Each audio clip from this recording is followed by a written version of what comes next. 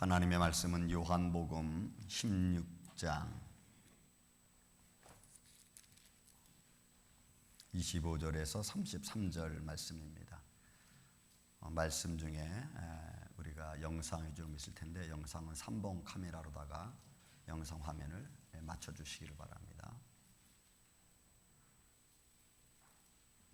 설교 전에 끝나고 조금 있다가 자, 16장 요한복음 16장 25절에서 33절입니다. 제가 봉독해 올립니다. 이것을 비유로 너희에게 일렀거니와 때가 이르면 다시는 비유로 너희에게 이르지 않고 아버지에 대한 것을 밝히 이르리라. 그날에 너희가 내 이름으로 구할 것이요 내가 너희를 위하여 아버지께 구하겠다 하는 말이 아니니 이는 너희가 나를 사랑하고 또 내가 하나님께로부터 온 줄 믿었으므로 아버지께서 친히 너희를 사랑하심이라. 내가 아버지께로서 나와 세상에 왔고 다시 세상을 떠나 아버지께로 가노라 하시니 제자들이 말하되 지금은 밝히 말씀하시고 아무 비유로도 하지 아니하시니 우리가 지금에야 주께서 모든 것을 아시고 또 사람의 물음을 기다리지 않는 줄 아나이다. 이로써 하나님께로부터 나오심을 우리가 믿었사옵나이다. 예수께서 대답하시되 이제는 너희가 믿느냐? 보라, 너희가 다 각각 제 곳으로 흩어지고 나를 혼자 둘 때가 오나니 벌써 왔도다. 그러나 내가 혼자 있는 것이 아니라 아버지께서 나와 함께 계시느니라. 이것을 너희에게 이르는 것은 너희로 내 안에서 평안을 누리게 하려 함이라. 세상에서는 너희가 환난을 당하나 담대하라. 내가 세상을 이기었노라. 아멘. 자, 시간 누가 이 길을 스스로 간다고 할 수 있겠습니까?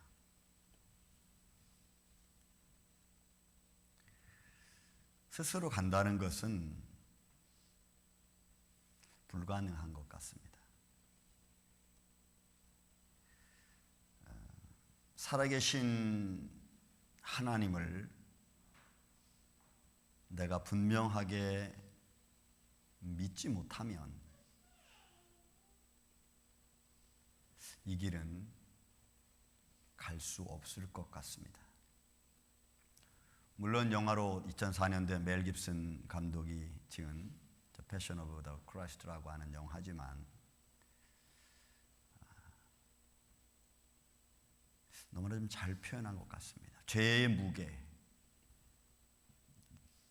때로는 우리가 감당해야 될 삶의 무게이기도 하겠죠.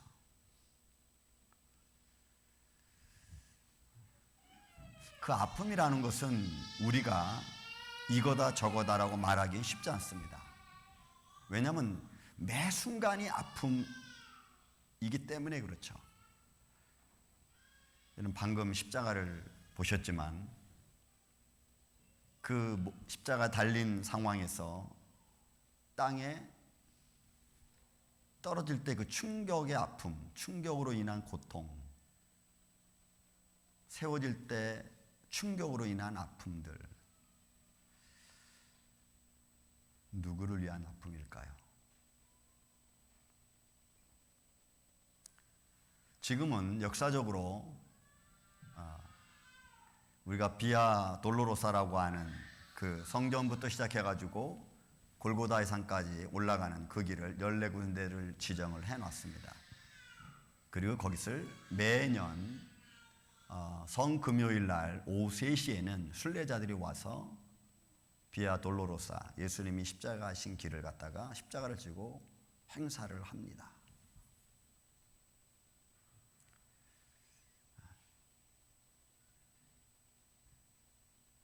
우리의 삶의 십자가의 길은 어떤 길일까요?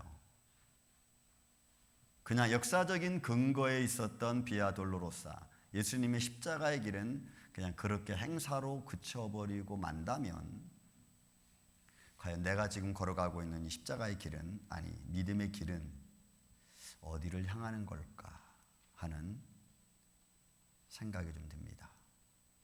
저는 이 십자가의 길을 통해서 오늘 본문에서 내면적으로, 겉으로 표현되기보다는 내면적으로 담겨져 있는 한 3가지 정도만 이 시간 여러분과 좀 같이 보기를 원합니다. 이 십자가의 길에 대해서는 예수님이 많이 얘기를 하셨습니다. 성경에 보면 보통 한 3번 정도 이야기를 하셨죠.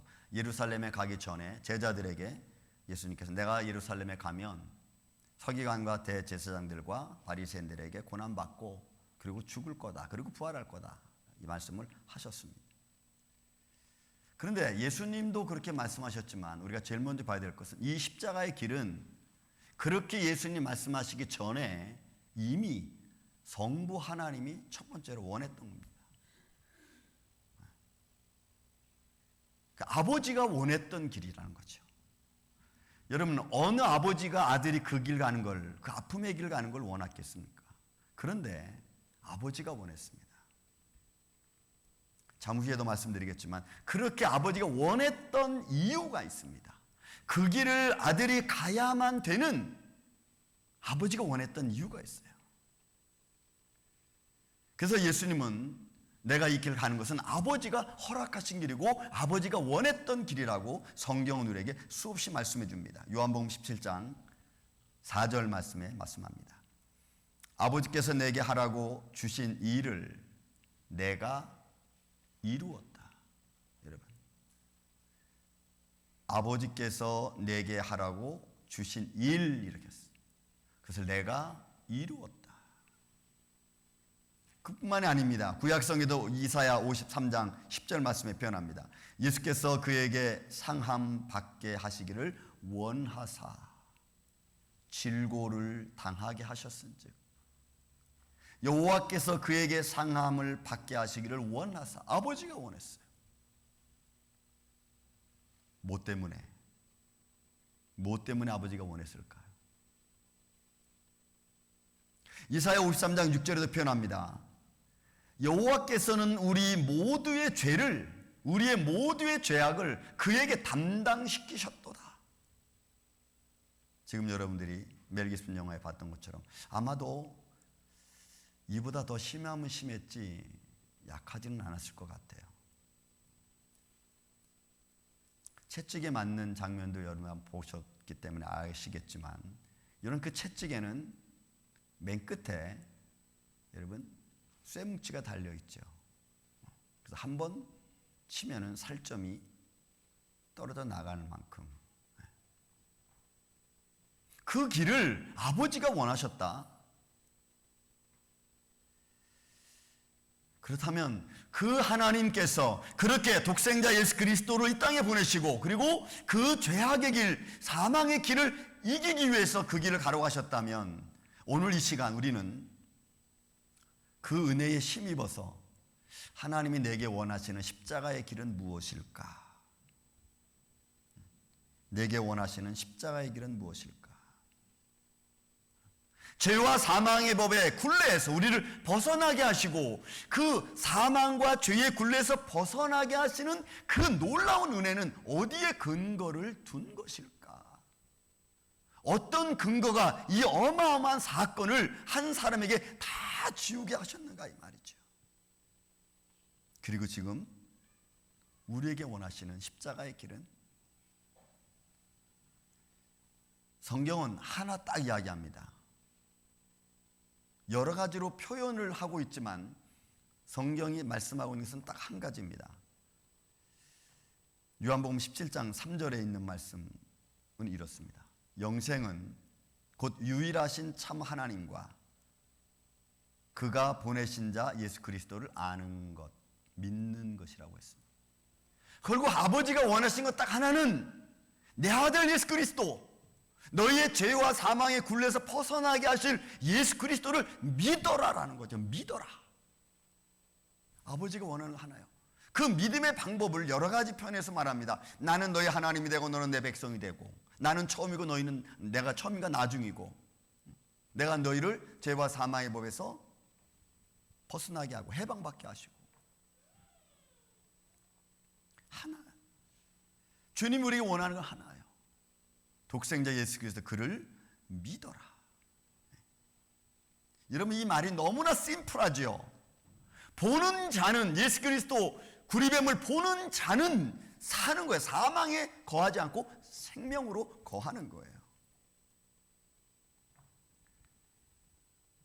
그렇다면 초대자가 말씀드렸듯이 이렇게 이 길을 가기를 원하셨던 그 이유는, 여러분, 이유는 그건 또 너무 더 단순합니다. 우리가 늘 생활 속에서 사용하는 말, 그의 형상과 모양을 닮은 우리들을 무조건 사랑하신 거예요. 무조건. 내 사랑하는 자녀에 위해서는 내가 모든 걸 줄 수 있듯이 내 형상과 내 이미지를 닮은 하나님의 사람, 그들을 위해서 예수님은 모든 걸, 아버지 성부 하나님 모든 걸 주었어요. 그리고 말씀하시기를 다 이루었다고 말씀하시는 거죠. 다 이루었다. 그 하나님은 모든 만물을 창조하셨습니다. 이사야 45장 12절의 말씀 보면 내가 땅을 만들고 그 위에 사람을 창조하였으며, 여러분, 땅을 만들고 그 위에 사람들을 창조했습니다. 그리고 내가 내 손으로 하늘을 펴고 하늘의 모든 군대에게 명령했습니다. 왜냐면 내가 내 이미지를 닮은 그들을 영화롭게 하라고. 여러분, 하나님이 그렇게 우리를 위해서 다 우주 만물을 창조해 주셨어요. 그리고 다스리게 하셨습니다. 그런데 그들이 죄와 사망의 굴레에 빠져버리고 말았어요. 자기의 형상과 이미지를 닮은 이들을 그냥 그대로 둘 수 없는 하나님의 끝없는 사랑, 죄 가운데 둘 수 없는 하나님의 사랑의 무궁하심이 그들을 끌어내지 않으면 안 되는 거죠. 그래서 성부 하나님은 그의 독생자를 보내셨습니다. 보내시고 그에게 일을 맡기셨습니다. 저들을, 우리의 형상과 이미지를 닮은 저들을 죄와 사망의 굴레에서 벗어나게 하라. 그래서 그는 그의 독생자 예수 그리스도 보내시고 십자가의 길을 걸어가게 하셨습니다. 그 원대한 하나님 말씀 한마디 때문에 오늘 그의 독생자를 오셔서 우리가 보았죠. 고난의 길을 갑니다. 세상은 말하죠. 저 예수의 십자가의 죽음을 가서 말하기를 저가 신성모독했다. 그죠? 사람들은 오해하고 그 오해가 변해서 마음에 분노가 일어나고, 그 분노가 일어난 것은 결국 예수 그리스도를 저렇게 처참하게 죄의 무게를 지고 죽음에 이르게 합니다. 그 이후에는 사랑이라는 것 외에는 아무것도 없어요. 나를 지극히 사랑하사. 바울은 이 사건을 두고 예수 그리스도와 함께 너희는 죽었다라고 말합니다. 저 십자가의 사건은 내 십자가의 사건이고 예수 그리스도의 죽음은 곧 내 죽음이고 그와 함께 나도 죽었다라고 그렇게 표현해요. 그 길은 아버지가 원하십니다. 그래서 여러분, 아버지가 우리에게도 원하십니다. 너희가 세상길, 죄의 굴레에, 사망의 굴레에 있지 말고 이제는 너희가 거기서 나와라. 나올 수 있다. 이렇게 말하는 거죠. 사랑하는 이 아침의 성도 여러분,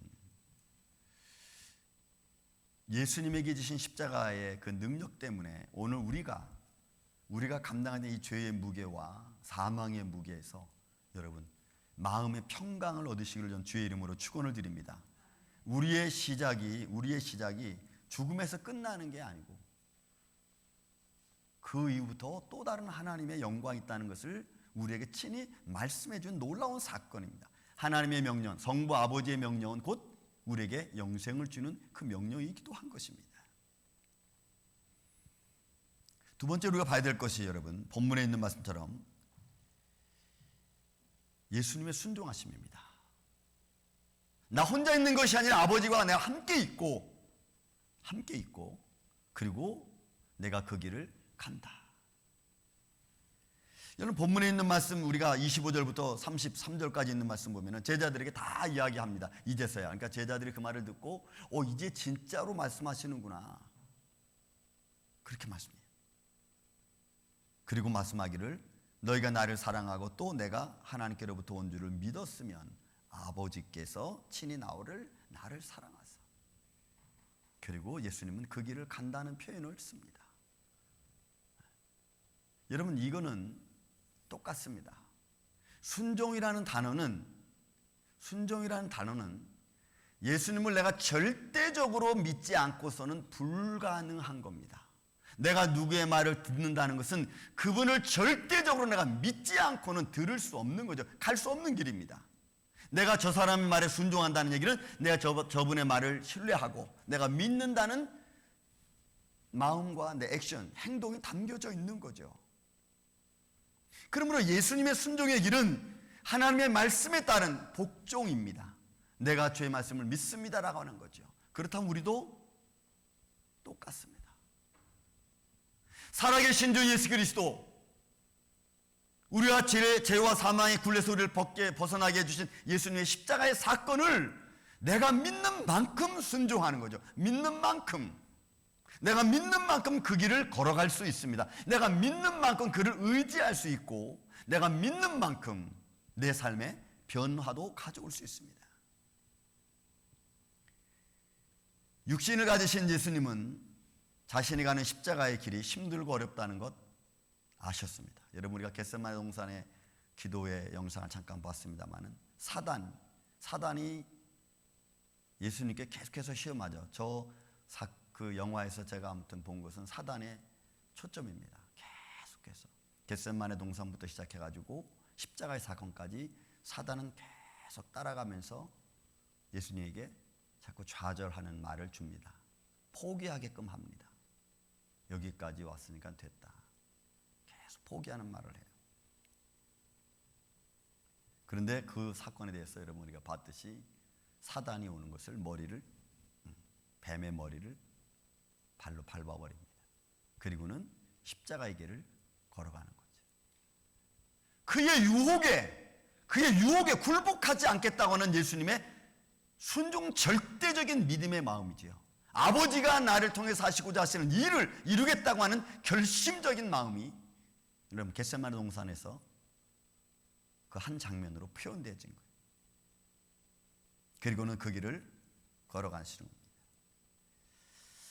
우리 성경 말씀에 기록이 나옵니다. 아버지야, 할 수 있거든 이 잔을 내게서 좀 넘어갈 수 있도록 해달라고. 그러나 나의 원대로 마옵시고 아버지 원대로 되기를 원합니다.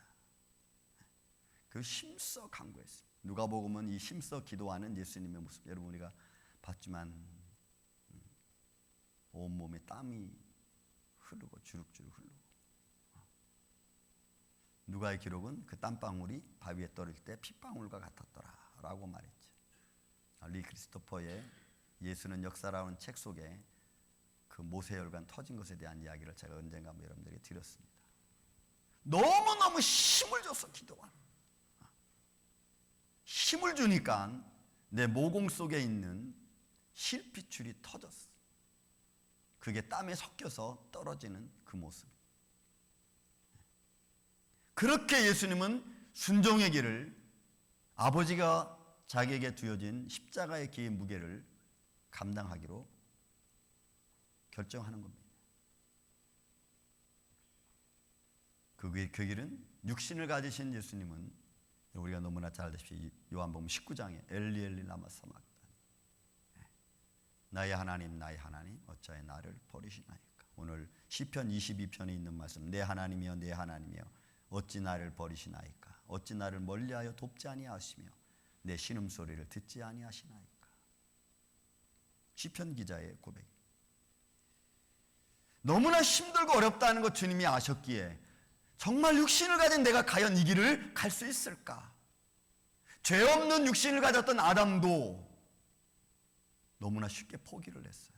너무나 유혹에 쉽게 넘어가 버리고 말았어요.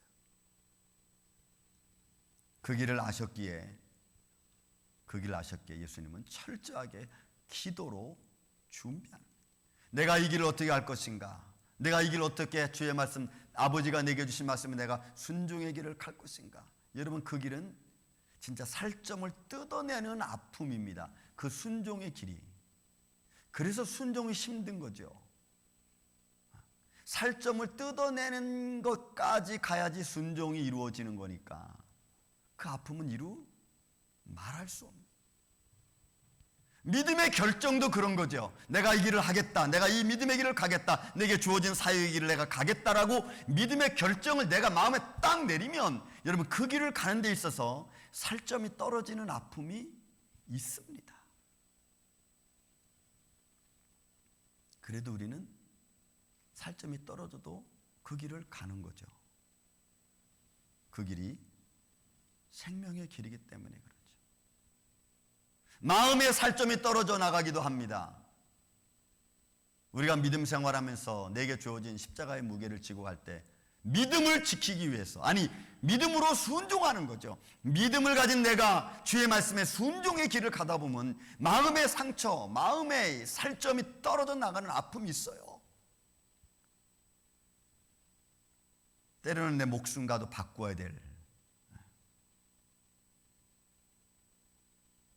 두려움과 근심이 너무 내게 많이 밀려와서 포기하고 싶은 때도 있습니다. 이건 아닌 것 같다. 여러분 두려움이 내게 너무 크게 밀려오면요, 사람은 거의 비슷한 만사가 다 귀찮아집니다. 만사가. 그래서 순종의 길은 결국은 아픔일 수밖에 없어요. 너무 좋은 말이 순종이지 실제적으로 그 순종의 길이라는 것에 내가 직접 들어가서 생활하다 보면은 그 속에는 아픔 투성입니다. 순종하기 위해서 아픔 투성이에요. 믿음을 지키기 위해서 당하는 아픔이 투성입니다.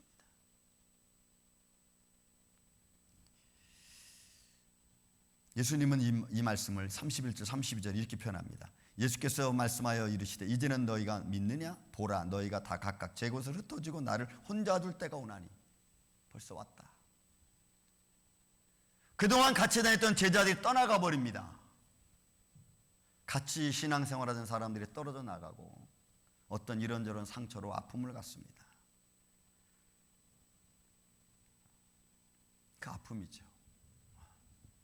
가까이 있는 자의 배신이 이루어지고 그 사람의 행동 하나 때문에, 여러분 가룟 유다가 와서 예수님께 입을 맞추며 제자들과 군우와 짠 말이 있잖아요. 그러니까 예수님이 내가 키스함으로 인자를 파느냐. 결국 순종의 길을 가다 보면 배신도 당하고 믿음을 지키기 위해서 가다 보면 수없는 상처들이 나를 얼룩지게 합니다. 그래도 그 길은 갑니다. 요한복음 5장 30절 말씀 보면 나는 나의 뜻대로 하려는 것이 아니고 나를 보내신 이의 뜻을 따라, 내 뜻대로 하는 게 아니고 그 십자가의 길조차도, 그 아픔의 길조차도, 내 살점이 떨어져 나가는 길조차도 내 뜻이 아니고 아버지 뜻을 이루기 위해서, 내가 하려는 것이 아니고 아버지, 나를 보내신 이의 뜻을 따라 내가 그 길을 간다.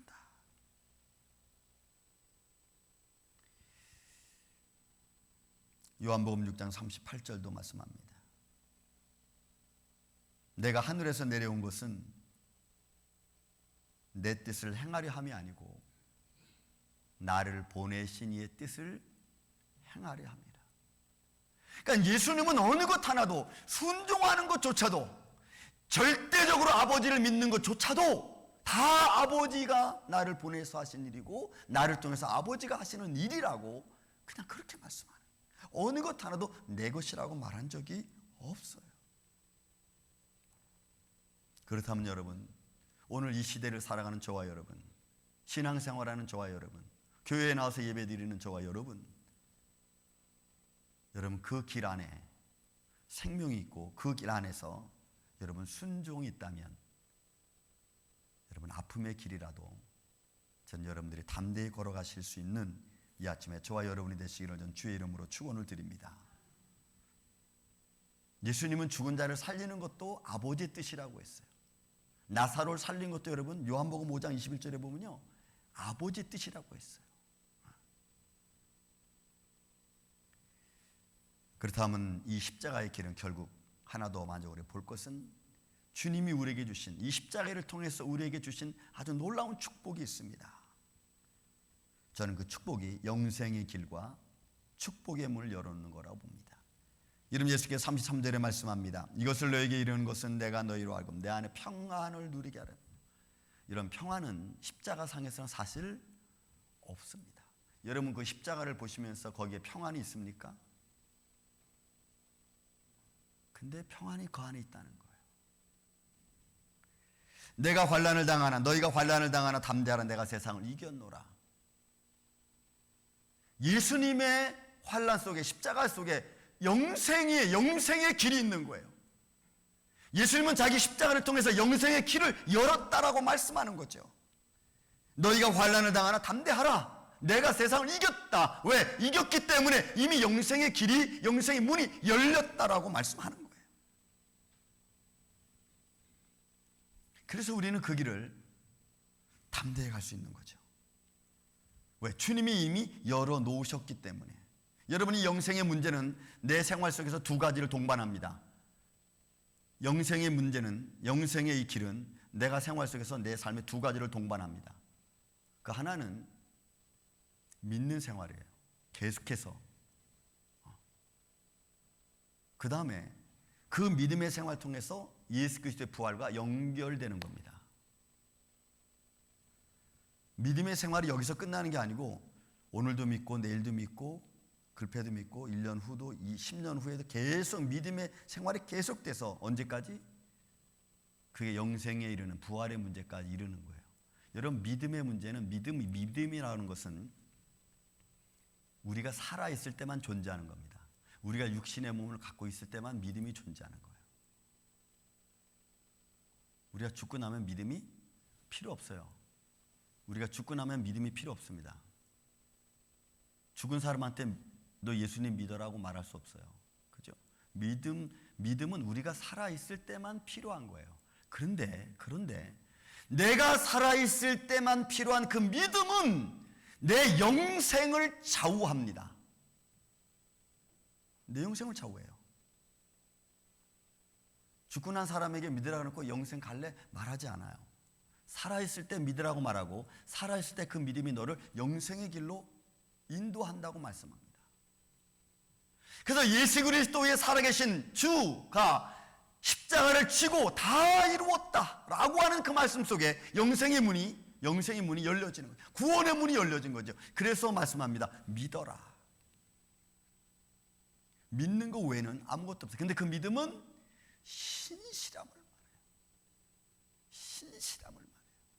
형식적인 것을 말하는 것이 아닙니다. 요행적인 믿음을 말하는 것이 아닙니다. 그것은 성실한 것을 말해요.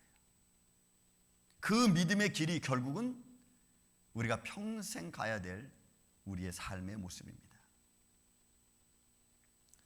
요한복음 6장 40절에도 말씀합니다. 내 아버지의 뜻은, 요한복음 6장 40절에 말합니다. 내 아버지의 뜻은 아들을 보고 믿는 자는 영생을 얻었다고 말해요. 내 아버지의 뜻은 아들을 보고 믿는 자는 영생을 얻었다. 그것이 주님이 우리에게 열어놓으시고 믿는 자에게 영생을 주시는 거죠. 그래서 십자가의 사건의 길은, 십자가의 길은 성부 아버지 하나님이 선택하여 주시고 그리고 하라고 말씀하시고 원하셨고 예수님은 그 말씀에 순종하셨고 그리고 그 순종의 길을 통해서 우리에게 영생의 문을 열어놓으셨어요.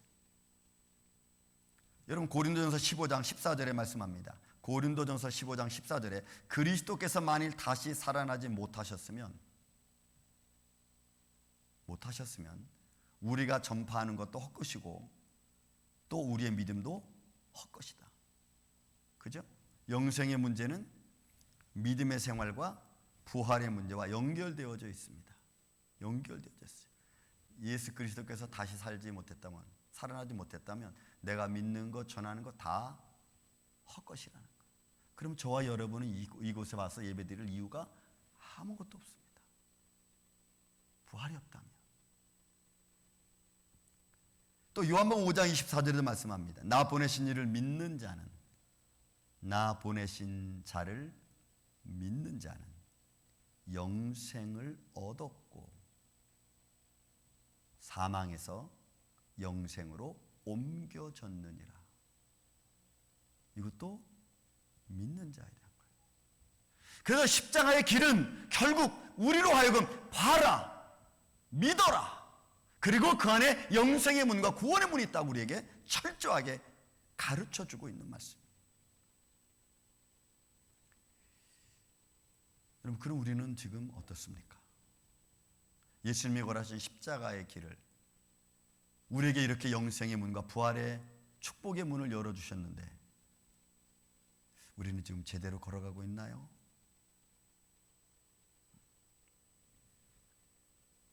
저는 그 무게와 아픔 때문에 때로는 지치고 쓰러진다고 저는 봅니다. 여러분, 절대로 쓰러져도 그 아픔이 너무 커서 숨 쉴 수조차 없는 상황이 되더라도 여러분들의 입술로 불평하지 마시고 부정하지 마십시오. 왜요? 영생의 길이 우리 앞에 있기 때문에 그렇습니다. 욥이 보여준 사건이고, 믿음의 사람들이, 순교의 길을 가던 사람들이 우리에게 남겨진 믿음의 생활입니다.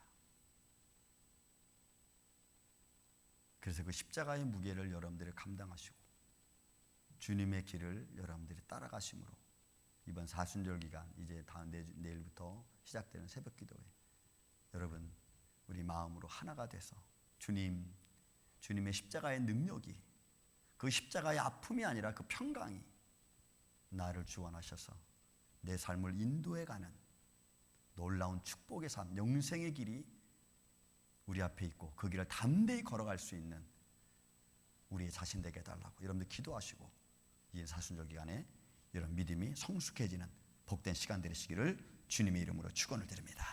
사랑과 은혜가 많으신 아버지 하나님, 감사합니다. 아버지가 원하셨던 길이라고 했습니다. 그리고 거기에 그의 독생자 예수 그리스도의 순종하심이 있었습니다. 그 길은 정말로 힘없고 나약하고 죄로 점철되어진 우리를 향한 하나님의 무한한 사랑 외에는 아무것도 없었습니다. 그 사랑이 너무 커서 너무 아팠고, 그 사랑이 너무 커서 우리는 고통 중에 있었습니다. 그런데 그 고통을 통해서 영생을 열어주시고 축복의 문을 열어주신 주님, 오늘 이 사순절 기한을 맞이하여 주님의 몸된 성도들이 믿음으로 그 길을 걸어가기를 원합니다. 각자의 삶의 아픔과 힘든 일들은 우리는 알 수 없지만 주님이 아시오니 주님이 치료하여 주시고 위로하여 주시고 능력의 손길로 붙들어 주옵소서. 살점이 떨어져 나가는 아픔이 있습니다. 주님이 그 아픔을 씻어주지 않으시면 우리는 또 넘어질 수밖에 없사오니 주여, 오늘 이 아침에 주님의 손길이 우리 안에 평강이 되게 하시고 위로가 되게 하여 주옵소서. 예수님의 이름으로 기도하옵나이다. 아멘.